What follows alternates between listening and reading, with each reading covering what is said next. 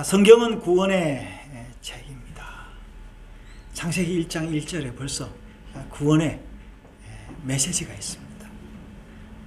히브리어로 베레시트 바라 엘로힘 하샤마임 베엣 하아레츠 이렇게 돼 있죠. 이제 그 말씀 속에 벌써 구원의 메시지가 있습니다. 여러분, 그 말씀을 모세가 기록을 했다고 하는데, 그 기록을 하면서 그 말씀 속에 구원의 메시지가 있다라는 것을 과연 알았을까요? 심지어 기록하는 사람조차도 그 말씀 속에 무엇이 있는지를 모를 거예요. 마치 이제 우리가요, 이게 지금 씨앗을 이 뿌리 놓으면 씨앗이 나잖아요. 씨앗이 나서 이 씨앗이 어떻게 자랄지 우리가 커봐야 압니다. 아마 모세도 그런 마음으로 오경을 기록했을 거예요. 요즘 우리 집사님 한 가정은 텃밭을 사가지고 씨를 뿌리는 그런 재미가 있는 것 같습니다. 자, 마치 이제 우리가 씨를 뿌리지만 어떻게 해요? 씨를 통해서 이렇게 잎이 나고 또 꽃이 피고 열매가 맺을 것을 기대하면서 아마 모세도 그렇게 성경을 기록한 게 아닌가 싶습니다. 물론 저도 마찬가지로 제가 이 설교를 하지만 이 설교는 완성품이 아니고 이 제 설교를 듣는 우리 자녀들, 우리 교인들, 또 나가서 저 방송을 듣는 사람들이 이 말씀을 통해서 잎이 나고 이제 열매가 맺기를 바라는 것처럼 아마 성경도 이제 그렇습니다. 그래서 성경 말씀이 그동안 이렇게 씨앗으로 있다가 이렇게 잎이 나서 꽃이 피어서 그동안 여러 혜택이 있었습니다. 여러 사람들이 그 잎도 먹고 열매도 먹곤 했습니다. 그러나 이 말씀은 영원한 말씀이 되어서 세상에 있는 그 나무나 식물처럼 죽는 나무가 아니라 영생하는 나무이기 때문에 이 말씀이 기록된 지 벌써 3,500년이 되었지만 우리는 이 말씀을 읽으면서 구원의 기쁨과 즐거움 또 소망을 갖는 것입니다. 하나님께서 이 말씀을 어디에 누구에게 주셨냐니까 아브라함에게 주셨습니다. 아브라함은 이삭과 야곱 12아들에게 이걸 주었고 그 12아들은 이집트에서 번성하게 되죠. 모세는 이 번성한 백성들을 이끌고 광야를 지내면서 더 많은 씨앗을 받았습니다. 그 첫 번째 이 구원의 씨앗은 유월절 어린 양이 아닌가 싶습니다. 그런데 오늘 민수기 19장을 제가 강해를 할 것인데요. 사실은 이제 민수기가 보면 민수기 20장에 뭐가 나오냐면요, 반석이 나옵니다. 21장에는 뭐가 나오냐면 놋뱀이 나옵니다. 반석과 놋뱀 또한 씨앗으로서 메시아가 올 것을 예언한 그 씨앗 같은 말씀이에요. 오늘 19장은 뭐예요? 오늘 19장은 제가 나오죠. 붉은 암소 이야기입니다. 이 붉은 암소 또한 메시아가 올 것을 이제 예견하는 것입니다. 오늘 자 1절부터 한번 읽어보면요, 여호와께서 모세와 아론에게 말씀하여 이르시되 여호와께서 명령하시는 법의 율례를 이제 이르노니 이스라엘 자손에게 일러서 온전하여 흠이 없고 아직 멍에 매지 아니한 붉은 암송아지를 내게 끌어오게 하고, 여기 암송아지를 했는데 송아지, 그러니까 송아지일 수도 있고 소가일 수도 있고, 우리는 말로는 송아지는 아주 어린 걸 이야기하죠. 그러니까 아직 멍에 매지도 않고 그 수컷과 가까이 하지 않은 그런 소를 이야기하는 것이요. 자, 3절에요. 너는 제사장 엘르아살에게 이것을 줄 것이요. 그는 그 소를요, 진영 밖에서 끌어내어서 자기 목전에서 잡게 할 것이며, 제사장 엘르아살은 손가락에 피를 찍고 그 피를 해막 앞을 향하여 7번 뿌리고, 자 5절에요. 그 암소를 자기 목전에서 불사르게 하되 그 가죽과 고기와 피와 똥을 불사르게 하고, 그러니까 이 암소를 죽여서 각을 떠서 뭐예요? 똥은 똥대로 구분하고 피는 피대로 구분하게 했다라는 거죠. 6절에요. 동시에 제사장은 백향목과 우설초와 홍색실을 가져다가 암송아지를 사르는 불 가운데 던질 것이며, 제사장은 자기 옷을 빨고 물로 몸을 씻은 후에 진영에 들어갈 것이라. 그는 저녁까지 부정하리라 했습니다. 송아지를 불사른 자도 자기의 옷을 물로 빨고 물로 그 몸을 씻을 것이라. 그도 저녁까지 부정하리라. 이에 정결한 자가, 자 여기서 이제 송아지를 잡은 자도 불사른 자도 다 어떻게 해요? 저녁 때까지는 부정한 거예요. 그래서 이제 이에 정결한 자가 암송아지의 죄를 거두어, 뭐 다른 사람이든지 그 다음 날인지 모르겠습니다. 죄를 거두어 진영 밖 정한 곳에 둘지니 이것은 이스라엘 자손 회중을 위하여 간직하였다가 부정을 씻는 물을 위해 간직할지니 그것이 속죄제니라. 그래서 이 붉은 암소를 태운 죄를 어떻게 하라고요?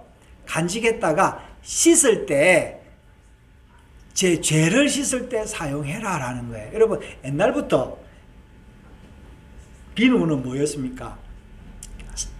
재물이 비누였어요. 그래서 우리가 처음에 이제 서양 비누를 뭐라고 했냐면 서양에서 왔다 해가지고 양잿물이라고 해서 서양에서 들어온 잿물이다 뭐 그렇게 이야기했지 않습니까? 그러면서 이 암송아지를 태운 이 죄는 이스라엘 백성들의 죄를 씻는 물이다라고 하면서 뭐라 해서 9절 마지막에 뭐라 했습니까? 속죄 제사라 그렇게 했어요. 10절에요. 암송아지의 죄를 거둔 자도 자기의 옷을 빨 것이며 저녁까지 부정하리라. 이는 이스라엘 자손과 그 중에 거류하는 외국인 이방인들에게 영원한 율례다라고 이야기를 하고 있습니다. 자, 11절부터도요. 11절부터 시체를 만진 자도 부정하니 이 제물로 3일과 7일에 씻어 정결하게 하라고 이제 11절부터 그렇게 이야기를 하고 있고요. 그 11절에 이제 여기 있는 말하는 제물은요. 아까 그 붉은 암소를 죽인 죄의 물을 이야기하는 거죠. 그러니까 그 제물을 만진 자도 부정하기 때문에 누군가 또 다른 사람이 그를 정하게 해야 되는 거예요. 그러니까 뭡니까? 정하게 한 그 사람은 제물을 가지고 있기 때문에 제물로 정하게 했기 때문에 그 제물을 만진 자는 어떻게 됐다고요? 또 부정한 거예요. 그 사람이 부정하기 때문에 또 다른 사람이 그 제물을 만진 그 사람에게 제물을 뿌려서 또 정하게 해야 되는 겁니다. 이처럼 아마 이 부정과 정함을 반복하여 사는 것이 인생이다라는 이런 메시지를 아마 숨겨둔 것 같습니다.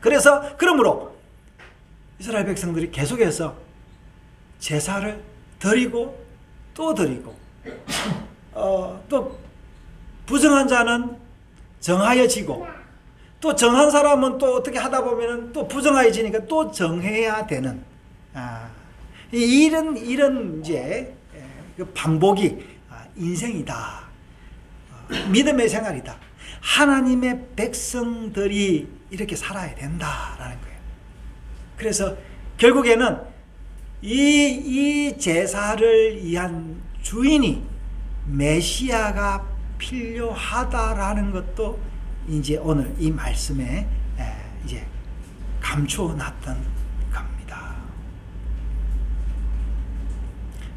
여러분, 오늘 이 붉은 암송아지 이야기가 우리에게 구원의 메시지입니다. 여러분, 저는 이 붉은 암송아지 이 민수기 19장을 읽으면서 엄청나게 감동이 되었습니다. 아마 우리 아이들이 아직 이제 어린 우리 막둥이는 이제 초등학교 6학년이니까 부모가 심지어 유산을 내게 물려줄 것이다 이래도 그 유산의 가치와 그것이 뭔지도 모를 겁니다. 어떻게 보면은 이런 아이들은 당장에 아이스크림 몇 개, 뭐 내가 사고 싶은 화장품 몇 개, 뭐 이 정도만 있으면은 그게 이제 더 뭐 좋지 않겠습니까? 뭐 저도 어릴 때 부모님이 유산 관심도 없었습니다. 여러분, 하나님께서 우리에게 엄청난 유산을 하나님의 말씀 속에 감추어 두었습니다. 여러분, 이 말씀을 받을 준비가 되어 있습니까? 어릴 때는요, 어머니가 그 아이의 주인이고 하나님 아니겠어요? 사춘기 때는 친구가 제일입니다. 연애할 때는 애인이 구세주입니다. 나이가 좀 들면 사업이나 돈밖에 안 보입니다. 그렇지만 그 모든 과정에 부모님의 은혜가 있으면 더 잘 됩니다. 행복합니다. 또 거기에 더 부모님뿐만 아니라 하나님의 그 은혜, 하나님의 말씀이 있으면 더 기쁘고 행복하죠. 그런 사람들은 본능적으로 아담의 후손이기 때문에, 죄를 지었기 때문에 하나님을 부인합니다. 사춘기의 아이들이 친구 잘못 만나면 가출을 하듯이 사람은 세상의 친구를 잘못 만나면 하나님을 버립니다. 또 하나님을 만났다 하더라도 하나님을 바로 섬기는 게 쉬운 게 아니에요. 여러분, 우리가 지금 스마트폰도 우리가 사용할 줄 모르는 사람 굉장히 많죠. 저희 장모님이 이제 벌써 이제 80이 넘으셨는데 낙상해서 제가 지난주에 그 배로 잠시 갔다 왔는데 그 병원에 입원을 했는데 80이 되신 그 할머니가 카톡하고 막 문자 주고 막 그런 거 해가지고 하니까 그 병원에 있는 사람들이 엄청난 선지자가 나타났다고 그렇게 이야기를 했답니다. 여러분, 제가 모르는 것이 한두 가지가 아닙니다. 요즘에 나오는 그 가상화폐, 뭐죠? 무슨 코인이죠? 비트코인. 비트코인, 제가 아무리 설명을 들어도 이 비트코인에 대한 원리 잘 모르겠더라고요. 도대체 이것을 채굴한다고 전기가 많이 든다는데 이게 뭔지 제가 잘 모르겠어요. 여러분, 모세는 비트코인 뭐 존재도 몰랐겠죠. 그러나 여러분, 이 비트코인이든 세상에 무엇든 다 없어지고 중요한 것은 뭐만 남습니까? 결국에는 비트코인이든 스마트폰이든 그것이 우리에게 뭘 줘야 된다고요? 행복을 줘야 되는데 우리에게 불편을 준다 이거예요. 여러분, 돈이 많으면 행복할 것 같은데 우리가 지내고 보니까 돈 많다고 행복했습니까? 뭐 하면은 어떤 조건이 충족이 되면은 행복할 것 같았는데 여러분, 어떤 조건이 충족되어도 행복하지 못했습니다. 저는. 여러분 모르겠습니다. 하나님은 우리에게 이 구원의 메시지를 어떻게 알려줬냐? 하나님 자신이 직접 알려주셨는데, 그래, 하나님이 누굽니까? 여러분, 우리가 신앙생활 한다는 것도 그래요. 하나님을 믿는다는 것이 자칫하면은 우상을 섬기듯 하나님을 믿는 사람들이 많이 있습니다. 그래서 하나님은 우리에게 우상 섬기지 마라, 나를 우상화시키지 마라, 그렇게 이야기했고, 또 뭐라고 했습니까? 내 이름을 망령되이 일컫지 마라 했는데, 여러분, 하나님의 이름을 망령되이 일컫지 않으려고 온갖 노력을 많이 하죠. 여러분, 유대인들은 여호와의 이름을 부르지 않아요. 그 여호와의 이름 대신에 뭐라고 해요? 주님이라고 부르고, 아도나이라고 부르고, 그 이름 하셴이라고 불러요. 이것이 여러분, 하나님의 이름을 망령되이 부르지 않는 것일까요? 여러분, 하나님은 그 이름 속에 구원의 은혜를 다 두었던 것입니다. 그래서 우리가 하나님의 이름을 망령되이 부르지 않으려면은 우리가 하나님을 알아야 되고, 마치 우리가 세상에 돈을 벌기 위해서 주식 투자를 해서 돈을 벌기 위해서 주식을 공부하듯이, 여러분, 비트코인 투자를 해서 비트코인을 통해서 돈을 벌려면 알아야 되지 않습니까? 여러분, 잘못 투자해서 쪽박 차는 사람들이 얼마나 많습니까? 여러분, 하나님의 이름 역시 마찬가지입니다. 그래서 하나님께서, 여러분, 하나님은 손해보시는 분이 아닙니다. 그래서 하나님은 자신의 이름을 숨겨두었던 거예요. 아무에게나 주지 않습니다. 마치 부모가 유산을 어린 아이들에게는 줄 수 없듯이 이 아이를 교육해서 유산을 두듯이 하나님도 자신의 보화를 하나님 말씀 속에 감추어 두었습니다. 우리는 그 유산을 캘 수 있도록 우리가 실력을 길러야 되는 것입니다. 오늘 그 씨앗이 뭐냐니까 오늘 바로 붉은 암소입니다. 오늘 말씀해 보니까 이 붉은 암소가 뭘 뜻하냐니까, 이 붉은 암소가 메시아가 올 것을 예표하는 것입니다. 자, 한번 보십시다. 여러분, 지금요, 이 제사를, 붉은 암소를 흠없고 점 없는 붉은 암소를 찾아서 제사를 드리라고 그렇게 했습니다. 이스라엘 백성들이 이 암소를 통해서 사람이 죽으면 어떻게 된다고요? 아까 11절부터 나오죠? 예, 11절에 보니까 뭐라 나옵니까? 사람이 11절, 시체를 만진 자는 이래 동안 부정하리니 그는 셋째 날과 일곱째 날에 제물로 자신을 정결하게 할 것이라. 그리하면 정하려니와 셋째 날과 일곱째 날에 자신을 정결하게 하지 아니하면 그는 부정하니 하면서, 예, 이게 보면 끊쳐질 것이다 라고 이야기를 하고 있습니다. 그래서 이 뭡니까? 붉은 암소를 통해서 하나님이 뭔가를 메시지를 주고 숨겨놓은 거예요. 이스라엘 백성들이 이런 소를 찾았겠습니까? 자, 찾았다 합시다. 그럼 몇 마리를 찾았겠습니까? 그 당시에 사람들이 장정이 60만이니까요. 이스라엘 백성들이 즉 야영지에 있는 사람 적어도 200만에서 250만, 더 잡으면 300만인데 300만이나 되는 그 많은 사람에게 이 소 한 마리를 잡아서 제사 지내서 그 죄를 어떻게 다 나누어 주겠습니까? 성경에는요, 그런 제사를 지냈다라는 기록은 없습니다.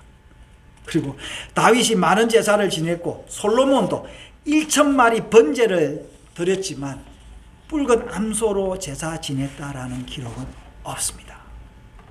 여러분, 이 이야기는 적용을 위한 율법이 아니라 상징을 위한 애언적인 율법이라는 것이야.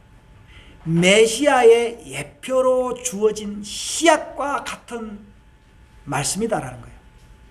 붉은 암송아지를 제사장의 목전에서 또 야영지 밖에서 죽이라는 것은 마치 메시아의 죽음을 보는 것 같습니다. 그의 피를 해막을 향하여 7번 뿌리라고 했죠.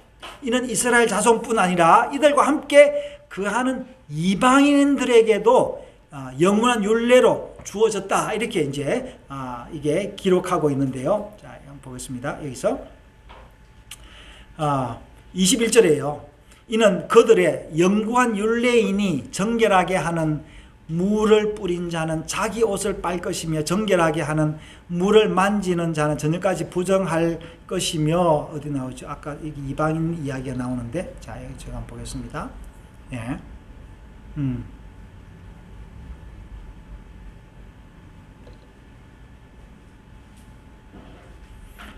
자, 제가 아까 찾아놨는데, 예. 말씀이 이제 그렇습니다. 그래서 이 이방인들을, 에게도 영원한 율례로 주어졌다라는 것은 앞으로 이 복음이 이방에까지 널리 전파될 것이다 라는 거예요. 그래서 몇 절? 10절에 나옵니까? 예, 10절. 그렇습니다. 여러분, 예, 여기 나오죠. 이스라엘 자손과 그 중에 거류하는 외인에게 영원한 율례다 이렇게 나오죠. 그러면서 여기서 뭐라고 하고 있습니까? 여기서 우슬초가 나오는데요. 다윗이 자기의 죄를 우슬초로 정결하게 해달라고 했는데 그 이야기가 바로 뭐냐면 다윗이 메시아가 올 것이다 라는 걸 이야기했습니다. 여러분, 오늘 우리 민수기 19장 읽었는데요. 이 말씀의 DNA를 모르는 사람들 아예 관심이 없습니다. 특별히 이 개신교인들은요, 이 민수기 19장이 무슨 이야기인지 알 수도 없고 설교 들어보지도 못한 사람이 많이 있을 겁니다.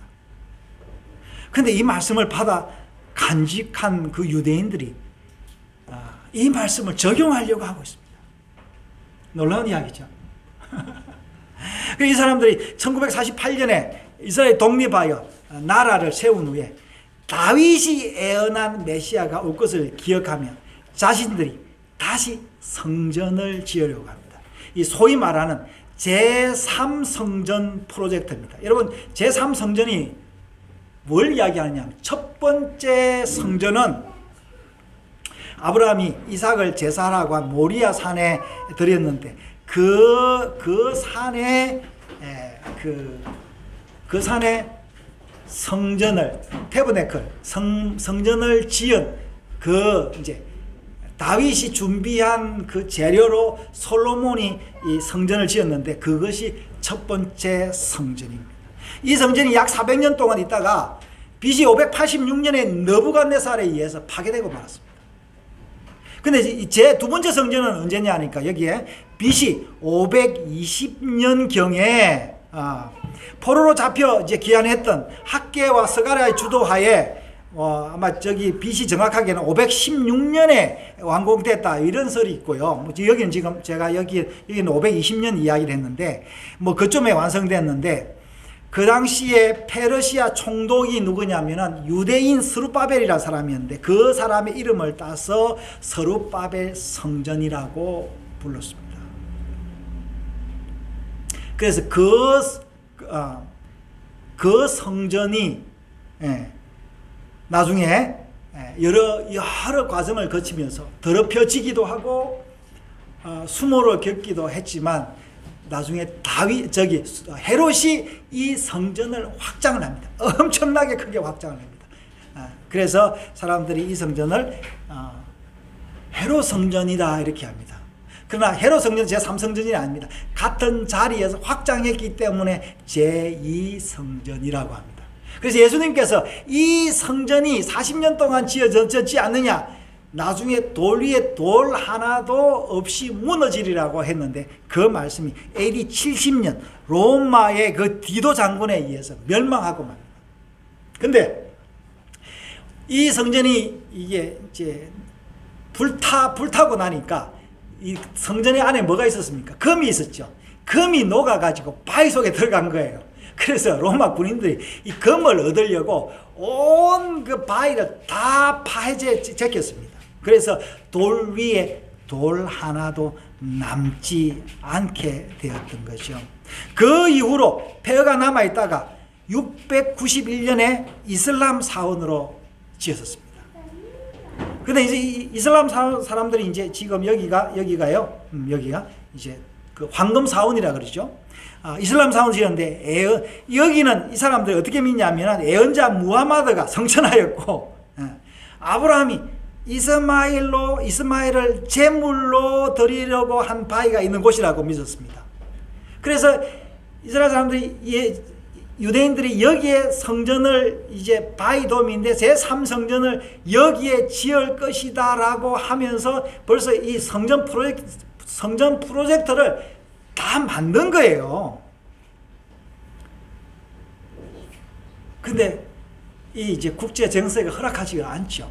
그래도 이 사람들이 계속 하는데, 그래서 이 성전이 완공되면은 제사를 드려야 되는데, 무슨 제사를 드려야 되는지 하니까 이 붉은 암소로 제사를 드리면서 민수기 19장에 모세가 이야기한 이 제사를 드려야 된다 해가지고 사람들이 이 붉은 암소를 찾고 있고 붉은 암소를 기르는 프로젝트를 하고 있습니다. 자, 보십시오. 여기 랍비가인데, 랍비가 이 붉은 암소가 맞는지를 검사를 하고 있는 거예요.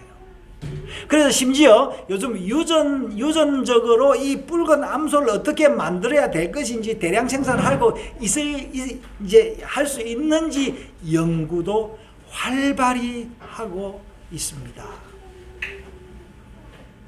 여러분, 다시 말씀으로 한번 돌아가겠습니다. 여러분, 오늘 말씀에 뭐라 했습니까? 이제 흠없는 그리고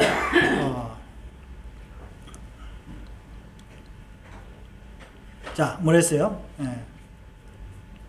2절에 보니까요. 온전하여 흠이 없고 아직 멍에 매지 아니한 붉은 암송아지. 자, 멍에 매지 않은 이제 암소는 구할 수 있지만 온전하여 흠이 없는데 이 도대체 흠이 없다라는 게 몇 퍼센트의 흠이 없다는 거예요. 100% 온전한 그런 그 암소를 찾을 수 있겠습니까? 붉은 암송아지인데요. 털이 100% 붉은 그 암소가 있을까요?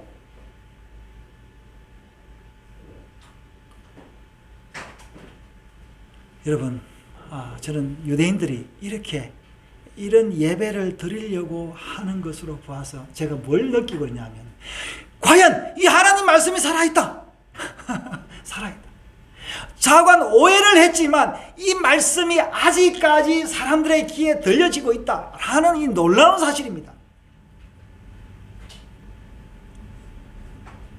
여러분, 우리가 하나님 말씀을 잘못 이해하면은 오히려 구원을 받는 것이 아니라 지옥불에 떨어집니다. 여러분, 많은 그 기독교 지도자들이 이 구원의 말씀을 곡해하여서 사람들을 지옥불로 데려간 그런 역사들을 많이 봤습니다. 여러분, 지금도 그렇습니다. 심지어 여러분, 유대인들은 하나님 말씀을 잘못 해석해서 메시아 그를 알아보지 못하고 메시아를 십자가에 못 박고 말았습니다. 그러나 여러분, 하나님이 그 십자가를 통하여 묘하게도 이 못 박은 이 메시아를 통해서 오히려 유대인들을 구해버린 거예요. 마치 자식이 부모를 죽이려고 해서 부모가 죽었는데 그런 부모를 죽이고 난 다음에 뭘 생각했다고? 자기의 죄를 생각했던 것처럼 하나님이 십자가를 통해서 그의 사랑을 나타내는 놀라운 지혜가 이 십자가를 통해서 있었다라는 거예요. 이런 것으로 봐서 과연 메시아 그는 흠없는 멍에 매지 않은 붉은 암소가 아닌가 싶습니다. 여러분, 왜 유대인들이 아직까지 이런 계속 말씀에 열심히 있는 줄 아십니까? 바울이 이미 이야기했어요. 왜냐하면 이 사람들은요, 아직까지 여러분, 지금은 유대인들의 가치가 여러 신학적으로 여러 가지 분분하지만 유대인들이 아직까지 존재하는 것은 하나님의 말씀이 살아있기 때문에 그렇고, 또 이들은 말씀에 뿌리지 않습니까? 뿌리가 있어야 이 몸통이 있고 줄기가 있듯이, 여러분 보십시오. 저도 이 유대인들이 이 말씀을 지켜주었기 때문에 이 말씀을 강론하고 있고 구원을 즐기지 않습니까? 그러나 여러분, 이 말씀을 곡해를 하는 사람들이 많았습니다.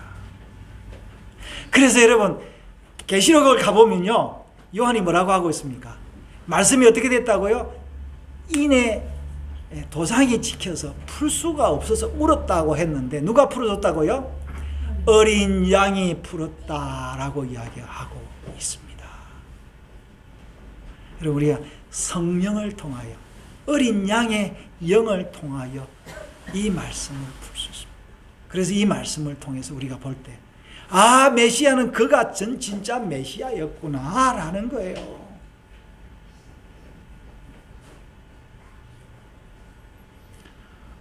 여러분, 놀랍게도 사람이 지은 성전은 무너졌습니다. 예수님 말씀한 대로 돌 위에 돌 하나 없이 다 무너졌습니다. 그 하나님이 새로운 성전을 지었은 거예요. 어디에 성전을 지었다고요? 지금 우리 고린도전서 제가 계속 하부토하고 있는데요. 고린도전서에 보니까 성전을 어디에 지었다고요? 성도들 가운데 사람들 마음속에 지었다 그렇게 하고 있습니다. 여러분, 지금도 팔레스타인의 그 가자 지구 공격하면서 전쟁이 이제 끝났죠. 한 일주일 전쟁했나요? 했는데 그 사람들이 왜 전쟁하냐 이러니까 보이는 것 서로 가지려고 합니다. 여러분, 지금 팔레스타인과 이스라엘 사이에는 굉장한 그 긴장이 있습니다. 97년인가요? 여러분, 그 트럼프가 대통령이 되고 난 다음에 이스라엘의 수도를 어디래요? 텔아비브에서 예루살렘으로 옮기고, 심지어 미국 대사관을 텔아비브에서 예루살렘으로 옮겼습니다. 그래서 이 사람들은 점점 자기들이 제3성전에 대한 이런 프로젝트를 이제 하려고 계속 노력하고 있습니다. 이제 이런 긴장 때문에 싸우는 거예요. 여러분, 헤롯 성전이 돌 위에 돌 하나도 없이 다 무너졌습니다. 여러분, 이 황금 사원도요, 언젠가 무너질 것입니다. 그건 언제인지 잘 모릅니다. 여러분, 왜 황금 사원이 됐냐 그러니까 언제죠? 그 이라크의 후세인이 금을 얼마? 하여튼 우리 돈으로 거의 70억인가 80억인가 그만큼의 그 돈을 지붕에 발란 거예요. 여러분, 아마 여기가 파괴되고 나면 똑같은 현상이 일어나지 않겠습니까? 사람들이 이 금을 가지려고 난리겠죠? 네. 여러분, 우리가 알 것은요, 이 율법은 하나님 말씀은 살아있다라는 거예요. 하나님 말씀은 뿌리다라는 거예요. 하나님 말씀은 DNA다라는 거예요. 그래서 이 DNA 속에 뭐를 두었냐고 하니까 메시아가 다시 올 것이다 라는 거예요. 여러분, 우리는 지금 코로나 때문에 예배를 안 드린 지 오래된 사람들이 많이 있습니다. 많은 사람들이 교회를 떠나갈 것입니다. 왜? 그런 사람은 어떤 사람들입니까? 뿌리가 없는 사람들입니다. 뿌리가 없으니까 햇빛이 나니까 죽는 거죠. 바람이 부니까 지탱할 데가 없으니까 날려가 버리는 거예요. 말씀 속에, 여러분, 오늘 우리가 읽은 이 말씀 속에 뿌리가 있는 것입니다. 여러분, 언젠가는 이게 브레이킹 뉴스가 올 것입니다. 이게 어떤 모습으로 올는지 우리는 잘 모르겠습니다. 그러나 여러분, 우리가 그때까지 뭘 해야 되느냐 하면, 우리가 하나님 말씀을 읽고 먹고 그것을 적용해서 살면서 이분을 기다려야 되는 것입니다. 사랑하는 여러분, 오늘 제가 민수기 19장을 읽으면서 여러 가지 이야기를 했는데, 중요한 것은 메시아가 올 것이다입니다. 그래서 메시아는 왔습니다. 그러니까 메시아가 이야기한 것 다 이루어졌습니다. 이루어지지 않은 거 하나 있는데, 그것이 바로 브레이킹 뉴스입니다. Jesus is coming soon. 이것이. 이것을 기다리지를 못하면 어떻게 되겠어요? 나중에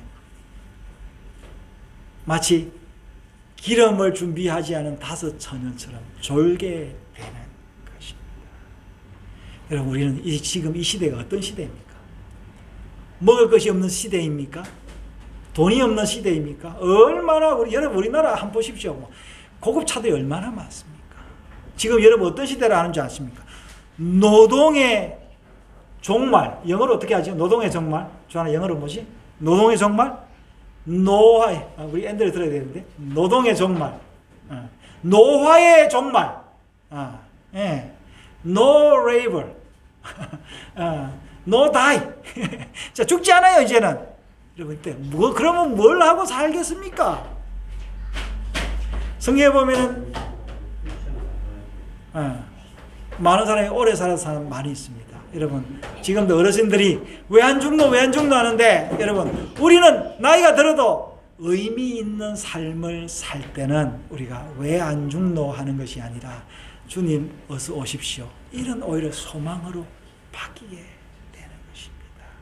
사랑하는 여러분, 우리 모두 이런 주님이 다시 오실 그날을 소망하며 살아갑시다. 여러분, 저는 이 기쁨이 있습니다.